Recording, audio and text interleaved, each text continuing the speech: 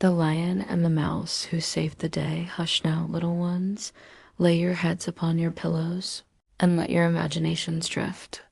Have you ever wondered how the smallest creature in the forest could change the fate of the mightiest?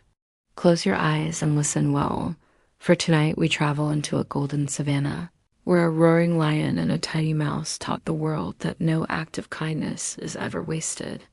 Long ago, when the sun painted the plains in shimmering gold and the rivers ran wide as mirrors, the animals of the great savanna lived under the watchful eye of a powerful lion. His mane glowed like fire in the morning sun, his roar thundered across valleys, and every beast respected his strength. They called him Kemba, which in the old tongue meant strength of the earth. Kemba ruled fairly, though his pride sometimes swelled like a drum. I am the lion, he would say. None are greater, none are braver, none are stronger. The gazelles bowed, the elephants nodded, and even the eagles above tilted their wings in agreement, for who could deny the lion's might? But among the tall grasses lived a creature so small that few noticed her at all. She was a mouse named Nia, quick as a dart and gentle as a falling leaf. Her fur was the color of soft sand, her eyes two bright seeds. She lived humbly in a burrow, gathering seeds and berries, whispering lullabies to her children at night. One hot afternoon, while the sun blazed high and most animals rested in the shade, Nia scampered through the grass in search of food. Her whiskers twitched with excitement when she found a cluster of sweet berries hidden beneath a bush. She was so busy nibbling that she did not notice the lion stretched lazily nearby, his golden eyes half closed. Kemba stirred, stretched his great paws, and before Nia could scurry away, his paw came down like a thunderclap, trapping her against the earth. Well, well, rumbled the lion, his teeth glinting like ivory daggers. What is this? A tiny thief sneaking into my savanna? Nia trembled but lifted her small voice. Mighty Kemba, forgive me. I meant no harm. I only sought berries for my little ones, the lion chuckled, deep and rumbling. Do you not know that I could swallow you in a single bite? One snap of my jaws, and he roared for effect, shaking the very air. Still the mouse squeaked bravely. Yes, you could. But if you spare me, perhaps one day I may repay your kindness. The animals nearby, antelopes, monkeys, even the birds perched in the baobab laughed at her words. A mouse repay a lion? Impossible. Kemba roared with laughter too, the ground quaking with the sound. You repay me? Oh, little one, your courage amuses me. He lifted his paw and let her go. Run along then.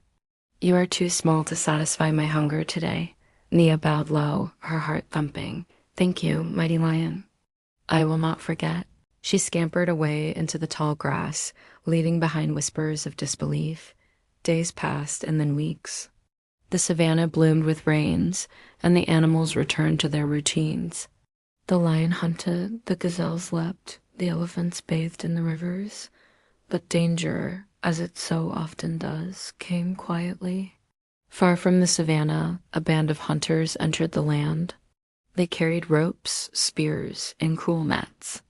They laid a great trap among the tall grasses, baited with meat to lure the king of beasts.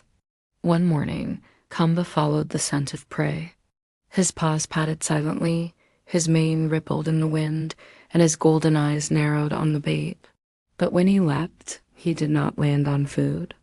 With a snap like thunder, the hidden net sprang up and wrapped tightly around him. Kemba roared, a mighty, furious sound that rolled across the savanna. He clawed, he bit, he wrestled, but the ropes only tightened. Dust rose in clouds as he thrashed, but the more he fought, the more he tangled himself. The animals gathered at a safe distance, fear in their eyes. What can we do? Whispered the zebra. He is trapped by humans, said the antelope. Their ropes are too strong. We cannot fight men, said the monkeys. Their spears are sharp. For the first time, the lion's strength meant nothing. He was caught helpless, and the hunters would soon return. But Naya, the little mouse, heard his roar. She scurried from her burrow, her heart pounding. When she saw the lion trapped, her whiskers twitched with determination. She darted to his side. "Do not fear, mighty Kamba. I will help you." The lion's golden eyes widened. "You, little one, these ropes are thicker than tree branches. You cannot break them." But Naya only smiled, small and steady. "Even the smallest teeth can cut through the strongest rope if they do not give up." She leapt to the ropes and began to gnaw. Her tiny teeth worked swiftly, biting through fiber after fiber. The ropes that had seemed unbreakable began to fray. She nibbled and chewed, pausing only to catch her breath, then pressed on again. Kamba watched in silence, his pride humbled.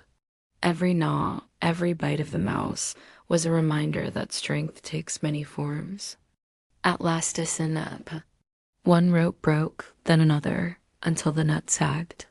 With a final bite, the last rope gave way, and the lion leapt free, shaking dust from his mane. The savanna rang with the sound of his roar, not of anger this time, but of joy and gratitude. "I am free."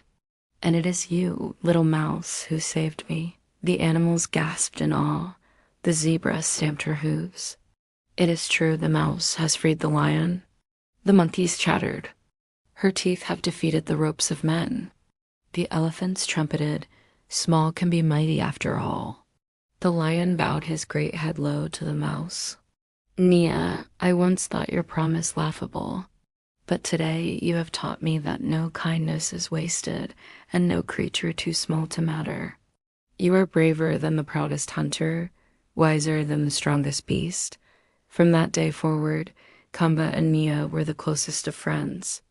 The lion protected the mouse's family from harm, and the mouse whispered wisdom to the lion when his pride grew too great. Together they showed the savanna that every creature, great or small, had a place in the circle of life. And when the hunters returned, they found only empty nets, for word had spread quickly, and the animals have learned to outwit their traps together. The savanna grew stronger, for unity had taken root where once there had been scorn. So, children, when you see a lion carved on a shield, or a mouse scurrying through the grass, remember this tale. Remember that might without kindness is hollow, and that kindness, no matter how small, can save even the greatest. Moral: never underestimate the value of kindness. Even the smallest act, done with a pure heart, can change the fate of the mighty. And never judge others by their size. Every creature has a gift to offer.